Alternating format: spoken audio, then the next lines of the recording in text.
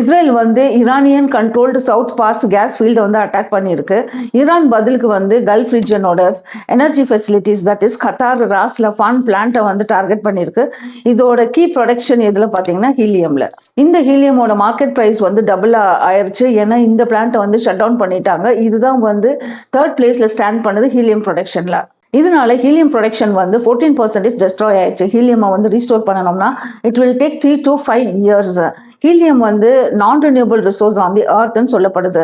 இப்போ nitrogen and oxygen கேஸ்லாம் பார்த்தீங்கன்னா அட்மாஸ்பியரில் வந்து சைக்கிள் ஆகி நம்மகிட்ட திருப்பி வரும்.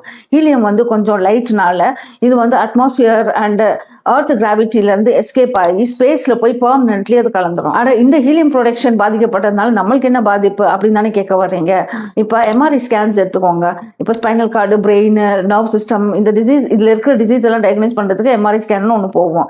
அதுக்கு வந்து மெயினாக இந்த லிக்விட் ஹீலியம் வந்து ரொம்ப எசென்ஷியல். வேர்ல்டு வைடு பார்த்தீங்கன்னா 50,000 எம்ஆர்ஐ ஸ்கேன்ஸ்க்கு மேலே இருக்கு.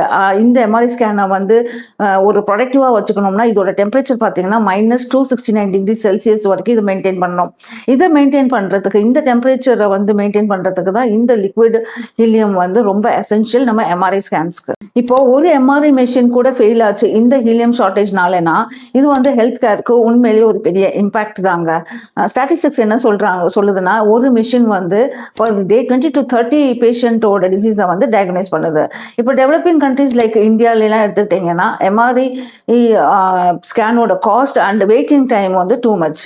எஸ்பெஷலி பார்த்தீங்கன்னா ஸ்மால் அண்ட் மீடியம் சிட்டிஸ்லாம் ஓல்டு ஃபேஷன் எம்ஆர்ஐ மிஷின்ஸ் தான் வச்சுருப்பாங்க. அது வந்து still depend on liquid helium refill.